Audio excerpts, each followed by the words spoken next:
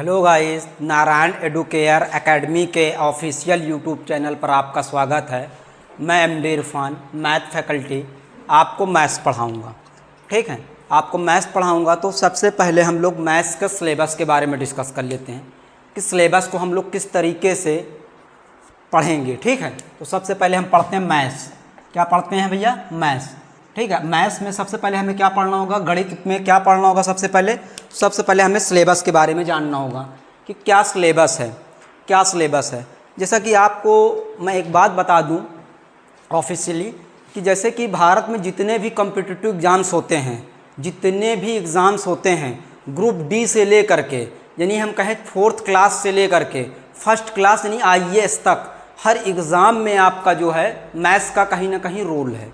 ठीक है, तो मैथ्स के सिलेबस के बारे में हम लोग जानेंगे और सारे सिलेबस को हम कोड कर देंगे किस एग्ज़ाम के लिए ज़्यादा इम्पॉर्टेंट है, कौन सा सिलेबस किस एग्ज़ाम के लिए ज़्यादा इम्पॉर्टेंट है, मैं सारा कोड कर दूंगा। ठीक है, तो अपनी सुविधा के अनुसार जब मैथ्स को देखा गया, इसके सिलेबस को देखा गया, तो अपने सुविधा के अनुसार इस सिलेबस को 2 भागों में बांट दिया गया अपने पढ़ने की सुविधा के अनुसार। ठीक है, तो सबसे पहला भाग जो बना इसमें वो बना भैया अरिथमेटिक्स। क्या बना? अरिथमेटिक्स, जिसको क्या कहते हैं? अंकगणित कहते हैं। ठीक है, दूसरा क्या बना? एडवांस मैथ बना। क्या बना? एडवांस मैथ्स बना। ठीक है, एडवांस मैथ्स बना। ठीक है, तो बेसिकली ये दोनों आपका टॉपिक्स है। अब इन टॉपिक्स के बारे में हम आपको डिस्कस करेंगे कि इसमें किस किस तरीके से कौन कौन सा टॉपिक किसके बाद हम लोग डिस्कस करेंगे। ठीक है, मतलब कौन सा टॉपिक किसके बाद पढ़ना है, जिससे एक सीक्वेंस आपका रिदम एकदम बरकरार रहे। ठीक है, तो सबसे पहले टॉपिक्स हम यहाँ पे उठाएंगे। अंकगणित की अगर हम बात करें तो अंकगणित में सबसे पहला जो टॉपिक आपका आता है वो बेसिकली क्या आता है? टॉपिक तो नहीं कह सकते क्योंकि मैं पूरी गणित को जो है यूनिट वाइज बांट दिया हूँ अपने पढ़ाने की सुविधा के अनुसार से, सामने वालों को जिससे समझ में आए आसानी से चीज़ें। ठीक है, तो सबसे पहला यूनिट जो हमारा है, पहला यूनिट जो है यानी पहली जो इकाई है गणित की, उसे क्या कहा जाता है? परसेंटेज कहा जाता है। परसेंटेज। ठीक है, परसेंटेज कहा जाता है। परसेंटेज को हिंदी में प्रतिशतता बोलते हैं। प्रतिशतता एक कंसेप्ट है, एक अवधारणा है। ठीक है, जिसको हम सीख के बहुत सारा टॉपिक इससे कवर कर सकते हैं। यानी इस टॉपिक को सीखने से हमारा बहुत सारा टॉपिक अपने आप कवर होगा। ठीक है, तो परसेंटेज पहले हम लोग इसके कंसेप्ट को जानेंगे, इसके तरीक़ों को जानेंगे, इसके मेथड्स को जानेंगे। उसके बाद जब परसेंटेज को हम पढ़ लेंगे तो इसके सहारे से, इसी के सहारे से हम लोग प्रॉफिट एंड लॉस पढ़ेंगे। क्या पढ़ेंगे? प्रॉफिट एंड लॉस, जिसको लाभ और हानि कहा जाता है। क्या कहा जाता है? लाभ और हानि कहा जाता है। फिर इसी का एक तीसरा पार्ट है डिस्काउंट, छूट। क्या है? डिस्काउंट है, छूट, यानी हम लोग छूट को पढ़ेंगे। फिर इसके बाद जो अगला टॉपिक्स आता है वो क्या आता है? सिंपल इंटरेस्ट आता है। क्या आता है? सिंपल इंटरेस्ट, जिसको आप लोग कहते हैं साधारण ब्याज। क्या कहते हैं? साधारण ब्याज आप लोग कहते हैं। सिंपल इंटरेस्ट इसके बाद हम लोग पढ़ लेंगे, साधारण ब्याज पढ़ लेंगे। फिर इसके बाद हम लोग पढ़ेंगे कंपाउंड इंटरेस्ट। क्या पढ़ेंगे? Compound interest. बहुत खूबसूरत टॉपिक, बहुत खूबसूरत टॉपिक। ठीक है, आज तक कितनों को ये नहीं पता, वो निकालेंगे सब कुछ, लेकिन मैं आपको दिखाऊंगा कि 8 साल का ब्याज और 10 साल का ब्याज कैसे निकाला जाता है। मैं कैलकुलेट करके आपको दिखाऊंगा आपके सामने। ठीक है, उसके बाद इसके बाद तुरंत यहाँ पे पढ़ेंगे ट्रू डिस्काउंट। क्या पढ़ेंगे? True discount, true discount. ठीक है, ट्रू डिस्काउंट क्या पढ़ेंगे? ट्रू डिस्काउंट को पढ़ेंगे। ट्रू डिस्काउंट को यहाँ पे पढ़ेंगे। किसको पढ़ेंगे? ट्रू डिस्काउंट को पढ़ेंगे। ठीक है, ये आपका एक यूनिट है। अब सोचिए मैं एक यूनिट पे कितना टॉपिक कवर कर रहा हूँ। मैथ कितना ब्रॉड है, मैथ कितना ब्रॉड है, लेकिन उस ब्रॉड को मैं, उस बड़े से हिस्से को मैं कई सारे कंसाइज हिस्सों में, छोटे छोटे पार्ट में बांट दिया। यानी आप यूनिट 1 जब पढ़ेंगे तो यूनिट 1 पे आप क्या पढ़ेंगे? परसेंटेज पढ़ेंगे, प्रतिशतता पढ़ेंगे। प्रतिशतता एक कंसेप्ट है। इस कंसेप्ट पे हम लोग लाभ हानि पढ़ेंगे, छूट पढ़ेंगे, साधारण ब्याज पढ़ेंगे, चक्रवृद्धि ब्याज पढ़ेंगे और ट्रू डिस्काउंट पढ़ेंगे। ठीक है, हमारा तब जाके यूनिट 1 कंप्लीट होगा। फिर यूनिट 2 पे जब हम लोग बढ़ेंगे, यूनिट 2 पे जब हम लोग बढ़ेंगे, तो यूनिट 2 का हम नाम रखे हैं, क्या रखे हैं? टाइम रख दिए। इसका नाम हम क्या रख दिए? टाइम। इसका नाम हम क्या रख दिए? टाइम। टाइम का मतलब समय। अब हम यहाँ पे जितना भी टॉपिक पढ़ेंगे सब समय से रिलेटेड होगा। अब सोचिए हम कितना आसान चीज़ों को बनाने की कोशिश कर रहे हैं। एक साथ परसेंटेज एक बार सीखे, सारे टॉपिक पे अप्लाई कर दिए। ठीक है, टाइम का कंसेप्ट एक बार सीखे, सारे टॉपिक पे अप्लाई कर दिए, कितना सारा टॉपिक कवर होगा। यानी हम 2 यूनिट को पढ़ेंगे तो हमारा कितना टॉपिक कवर होगा। जैसे इसमें टाइम में सबसे पहला टॉपिक हम लोग उठाएंगे वर्क एंड टाइम। क्या पढ़ेंगे? वर्क एंड टाइम पढ़ेंगे। वर्क एंड टाइम यानी कार्य और समय पढ़ेंगे, ठीक है। वर्क एंड टाइम यानी कार्य और समय पढ़ेंगे। फिर दूसरा हम लोग पढ़ेंगे pipe and cistern. Pipe and cistern, नल और टंकी जिसको बोला जाता है, नल और टंकी पढ़ेंगे। सेम कंसेप्ट, पूरा सेम कंसेप्ट, ठीक है। फिर उसके बाद हम लोग इसमें पढ़ेंगे तीसरा टॉपिक हम लोग पढ़ेंगे स्पीड डिस्टेंस एंड टाइम यानी चाल, समय और दूरी पढ़ेंगे। चाल, समय और दूरी पढ़ेंगे, तीसरा टॉपिक। इसके तुरंत बाद चौथा टॉपिक हम लोग पढ़ेंगे इसी से रिलेटेड, सेम कंसेप्ट। मैं जो बोल रहा हूँ मैं उसी पे खड़ा रहूँगा, कंसेप्ट नहीं बदलने वाला है। एक कंसेप्ट आप सीखेंगे, सारा टॉपिक डील करेंगे। मैथ में बहुत टॉपिक्स है भैया, लेकिन उस टॉपिक्स को देखिए कैसे कंसाइज किया गया है कंसेप्ट के माध्यम से, ठीक है। दूसरा क्या पढ़ेंगे? ट्रेन। क्या पढ़ेंगे? ट्रेन। फिर तीसरा क्या पढ़ेंगे? बोर्ड, ठीक है। बोर्ड यानी ट्रेन के बारे में पढ़ेंगे, उसके बाद नाव के बारे में पढ़ेंगे। फिर इसी में अगला टॉपिक पढ़ेंगे रेस, जिसको दौड़ कहा जाता है, रेस। अब देखिए 6 टॉपिक यहाँ कवर हो रहा है, 6 टॉपिक यहाँ, यानी 2 यूनिट से हम लोग 12 टॉपिक कवर कर लिए मैथ का। फिर तीसरी यूनिट पे जब हम लोग बात करेंगे, इसके जब तीसरी यूनिट की बात करेंगे तो इस तीसरे यूनिट की जब हम लोग बात करेंगे, इस तीसरे यूनिट में हम लोग किसको उठा लेंगे? रेशियो को उठा लेंगे। किसको उठा लेंगे? रेशियो को उठा लेंगे। इस तीसरे यूनिट में हम लोग रेशियो को उठा लेंगे। किसको उठा लेंगे? रेशियो। रेशियो का मतलब होता है औसत, रेशियो का मतलब होता है अनुपात। रेशियो का मतलब क्या होता है भैया? अनुपात होता है। रेशियो का मतलब हिंदी में अनुपात होता है, ठीक है। तो सबसे पहला टॉपिक जो हम उठाएंगे रेशियो एंड प्रोपोर्शन। किसको उठाएंगे? रेशियो एंड प्रोपोर्शन, ठीक है। रेशियो एंड प्रोपोर्शन, अनुपात और समानुपात हिंदी में बोला जाता है। अनुपात और समानुपात हिंदी में बोला जाता है, ठीक है। फिर उसके बाद दूसरा टॉपिक जो हम उठाएंगे, इसके तुरंत बाद उठाएंगे पार्टनरशिप। किसको पढ़ेंगे भैया? पार्टनरशिप। पार्टनरशिप का मतलब होता है साझेदारी, इसी में पढ़ेंगे। फिर इसी में जब तीसरा टॉपिक हम लोग पढ़ना शुरू करेंगे, तीसरा टॉपिक जब यहाँ पे पढ़ेंगे तो तीसरा टॉपिक हम लोग क्या पढ़ेंगे? हम लोग यहाँ पे पढ़ेंगे एज के बारे में, क्वेश्चन बेस्ड ऑन एज, यानी आयु संबंधित प्रश्न यहाँ पे पढ़ लेंगे। फिर उसके बाद इसी में हम लोग एक बहुत ही बेहतरीन और बहुत ही मज़ेदार टॉपिक क्या पढ़ेंगे? मिक्सचर। किसको पढ़ेंगे? मिक्सचर, ठीक है। मिक्सचर यानी मिश्रण पढ़ेंगे, ठीक है। फिर उसके बाद क्या पढ़ेंगे? यहाँ पे एलिगेशन। क्या पढ़ेंगे? एलिगेशन पढ़ेंगे। एलिगेशन एक टॉपिक है, मतलब रेशियो का एक पार्ट है। रेशियो को जो एवरेज होता है, एवरेज जो औसत होता है, उसी को आसान तरीके से सॉल्व करने का एक तरीका है एलिगेशन। और एलिगेशन जो है अगर हम इंग्लिश में देखें तो एलिगेशन का इंग्लिश में मतलब होता है आरोप लगाना। किसी पे आप आरोप लगा रहे हैं तो एलिगेशन होता है इंग्लिश में, लेकिन मैथ की बात कर रहे हैं तो एलिगेशन टॉपिक मैथ में है। फिर इसके बाद छठवां टॉपिक जो हम उठाएंगे, यहाँ पे जाके हमारा यूनिट ये कंप्लीट होता है। इसी पे हम लोग पढ़ लेंगे एवरेज। किसको पढ़ लेंगे? एवरेज को पढ़ लेंगे। एवरेज का मतलब होता है औसत। एवरेज का मतलब क्या होता है? औसत। इतना टॉपिक कवर करेंगे तो हमारा ये यूनिट 3 कवर होगा। क्या कवर होगा? यूनिट 3। अब आप देखिए 6, 12, 6, 18 कितना टॉपिक हो गया?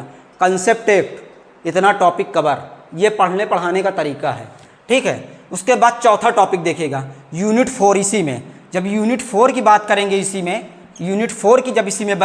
में बात करेंगे, ठीक है। इसको थोड़ा सा मैं हटाना चाहूँगा क्योंकि मैं पहले एक सिलेबस को पहले मैं आपके सामने रख दूंगा, फिर एडवांस को मैं अलग से रखूँगा, ठीक है। यूनिट 4 की बात करते हैं। किसकी? यूनिट 4।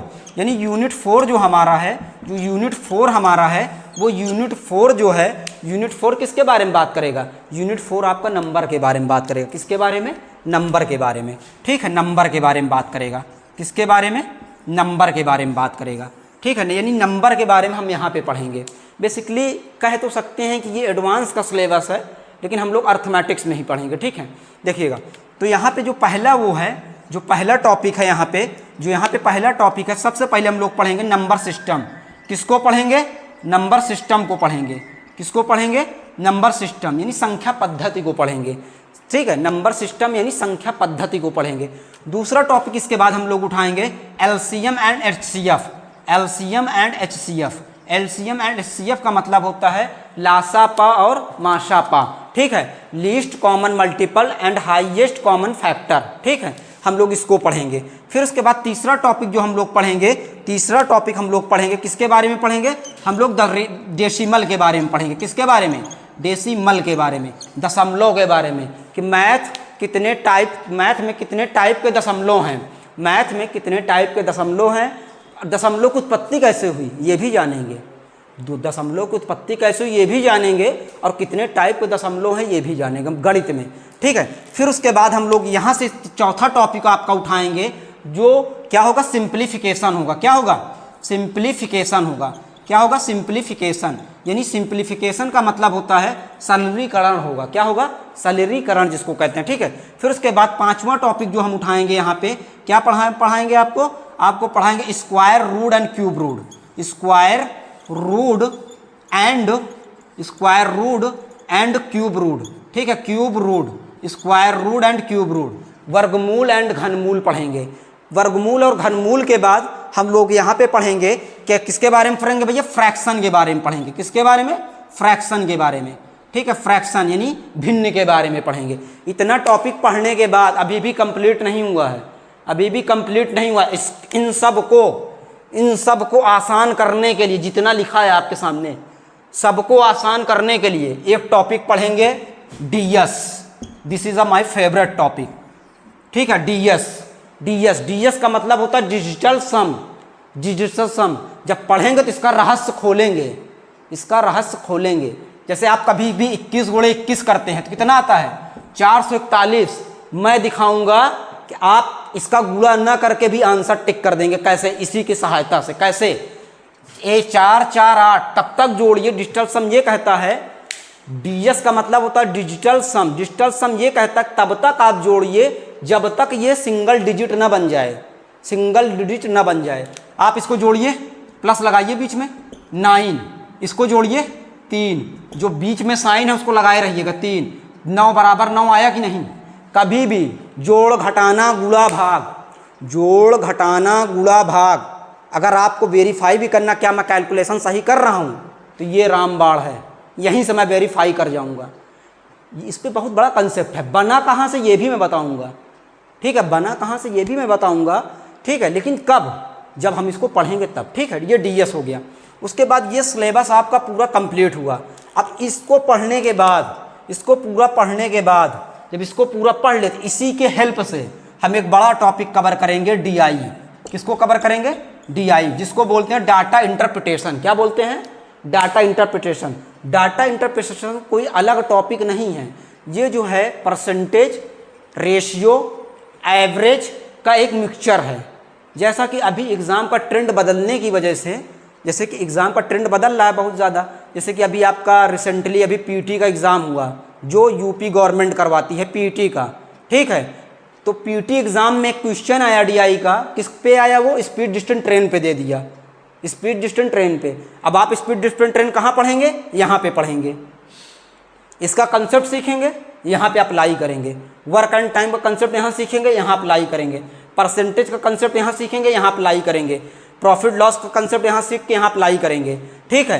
पार्टनरशिप पे ये बनेगा, यहाँ पे अप्लाई करेंगे, ठीक है। यानी अर्थमेटिक्स का, यानी अंकगणित का जितना भी सिलेबस है, सारे सिलेबस पे डीआई को बनाया जा सकता है, और सारे सिलेबस के डीआई को आप पढ़ लेंगे।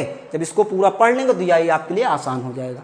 ये हमारा सबसे पहला जो इंट्रो था, किसका था, अंकगणित का था। अब इसके बाद हम एडवांस मैथ पे बात करेंगे कि एडवांस मैथ का सिलेबस क्या है, ठीक है। एडवांस मैथ का सिलेबस क्या है, सबसे पहला जो है ये आपका किस चीज़ का था, अर्थमेटिक्स मैथ का था, यानी अंकगणित का था। किसका था, अंकगणित का था, ठीक है, अंकगणित का था। अब हम इसको मिटा देते हैं, और बाकी एक चीज़ याद रखिएगा, इसके बाद जो भी वीडियो रिलीज होगी उस वीडियो में मैं क्या करूँगा पता है, इसका पीपीटी बनवा दूंगा। इसका पीपीटी बनवा के, पूरे सिलेबस का पीपीटी बनवा के यूनिट 1, यूनिट 2, यूनिट 3, यूनिट 4 आपके सामने प्रेजेंट कर दूंगा। आप उसको क्या करिएगा, स्क्रीनशॉट मार के अपने पास रख लीजिएगा। आपके पास सिलेबस होना चाहिए पहली चीज़। अब हाँ, एक चीज़ मैं और बोला था कि ये सिलेबस आईएएस से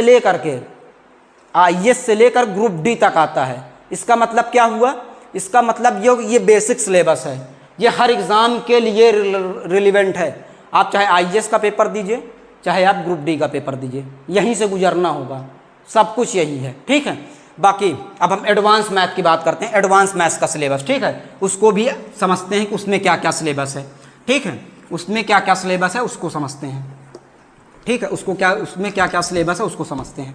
जब एडवांस मैथ की बात आई, एडवांस मैथ को हम लोग समझने के लिए इधर देखिए, ठीक है, एडवांस मैथ को देखिए किस तरीके से पढ़ेंगे, ठीक है।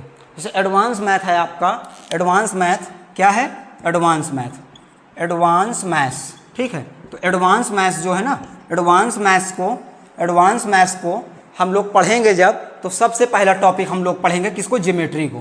किसको पढ़ेंगे, ज्योमेट्री को, ठीक है, ज्योमेट्री को पढ़ेंगे, जिसको ज्यामिति हिंदी में कहा जाता है, हिंदी में ज्यामिति कहा जाता है, ज्योमेट्री को पढ़ेंगे, ठीक है। ज्योमेट्री में एक एक बात को पढ़ेंगे, पॉइंट क्या है, पॉइंट से मिलकर लाइन क्या है, लाइन से मिलकर ट्रायंगल क्या है, ट्रायंगल से क्वाड्रिलेटरल क्या है, क्वाड्रिलेटरल के बाद सर्कल क्या है, सब कुछ पढ़ेंगे, एक एक बात पढ़ेंगे, छोटी से उठा के बड़े तक, एकदम हायर क्वालिटी तक चलेंगे।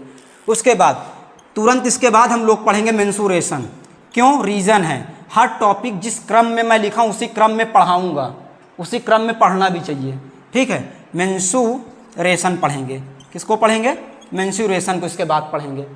इसके तुरंत बाद हम लोग क्या पढ़ेंगे, अलजेब्रा पढ़ेंगे, किसको पढ़ेंगे, अलजेब्रा, जिसको बीजगणित कहा जाता है, ठीक है। उसके बाद तुरंत हम लोग पढ़ेंगे त्रिकोणमिति, किसको पढ़ेंगे, ट्रिग्नोमेट्री, ट्रिग्नोमेट्री जिसे त्रिकोणमिति कहा जाता है, ठीक है। किसको पढ़ेंगे, ट्रिग्नोमेट्री को पढ़ेंगे, जिसको त्रिकोणमिति कहा जाता है, ठीक है। त्रिकोणमिति के बाद हम लोग, अब त्रिकोणमिति को पढ़ने के बाद हम लोग एक टॉपिक पढ़ेंगे, कोऑर्डिनेट ज्योमेट्री। क्या पढ़ेंगे, कोऑर्डिनेट